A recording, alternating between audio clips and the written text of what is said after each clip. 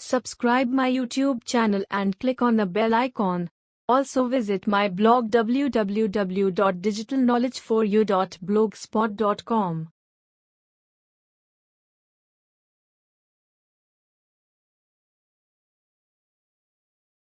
किसी भी वक्त चीन कर सकता है हमला। क्या तीसरे युद्ध की हो चुकी है शुरुआत? इस युद्ध में भारत तबाह होगा या चीन? चारों तरफा घिरा चीन अब बौखला गया है और वो कभी भी जंग की शुरुआत कर सकता है। और देखते ही देखते ये जंग तीसरे विश्व युद्ध में तब्दील हो जाएगी। आखिर अमेरिका की बजाय भारत पर हमला क्यों करना चाहता है चीन? लद्दाख पर आखिर क्यों टिकी है चीन की नजर?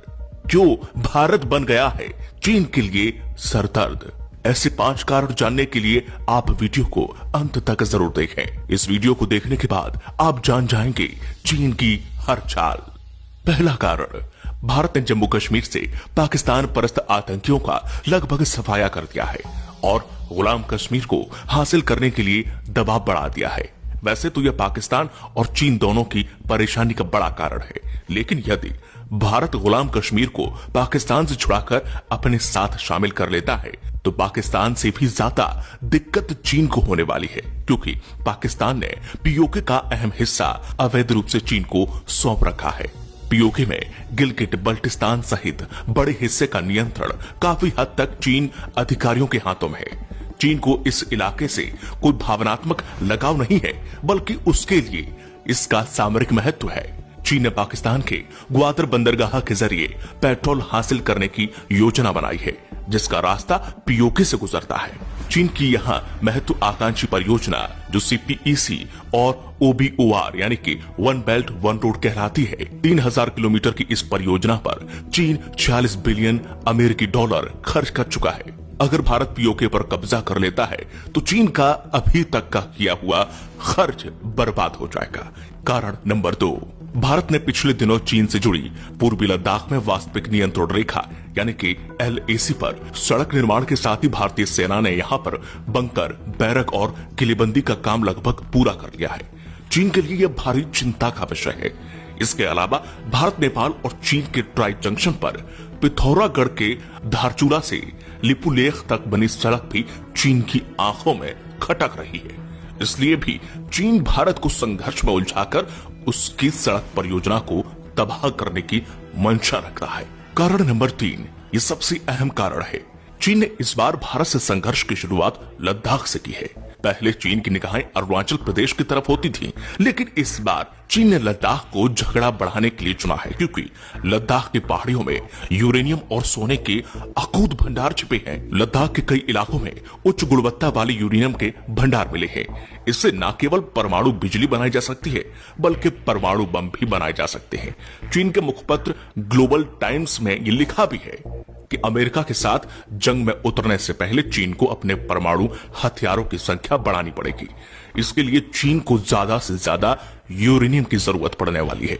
साल 2007 में जर्मनी की एक प्रयोगशाला में लद्दाख चट्टानों के नमूनों की जांच की गई तो पता चला कि यहाँ पर यूरेनियम मौजूद है, जो कि किसी भी दूसरे यूरेनियम खदान से बहुत ज्यादा है। ये चीन की लालच का बड़ा कारण है। कारण नंबर 4, चीन में माओ त्से तुंग के बाद शी जिनपिंग को सबसे ज्यादा अधिकारों से सुसज्जित किया गया है। पूरे चीन को उम्मीद है कि शी जिनपिंग चीन को दुनिया के शिखर पर लेकर जाएंगी। इसलिए चीन की पोलियत ब्यूरो ने शी जिनपिंग को असीमित अधिकारों के साथ आजीवन राष्ट्रपति बने रहने का अधिकार दिया है। अमेरिका को नीचा दिखाना और सदियों पुराने सिल्क रूट को जिंदा करके चीन के लिए पेट्रोलियम हासिल करने का रास्ता तैयार करना चीन के राष्ट्रपति के लिए इज्जत का सवाल है। चीन इस परियोजना पर 40 बिलियन अमेरिकी डॉलर की रकम खर्च कर चुका है। भारत के विरोध से उसकी ये पूरी पूंजी नष्ट हो जाएगी और फिर चीन दिवालिया हो जाएगा। इतना बड़ा आर्थिक नुकसान चीन बर्दाश्त नहीं कर सकता, इसलिए वह युद्ध करने से जरा भी संकोच नहीं करेगा। कारण नंबर 5, कोरोना संक्रमण फैलने का दोषी पूरी दुनिया ने चीन को माना है।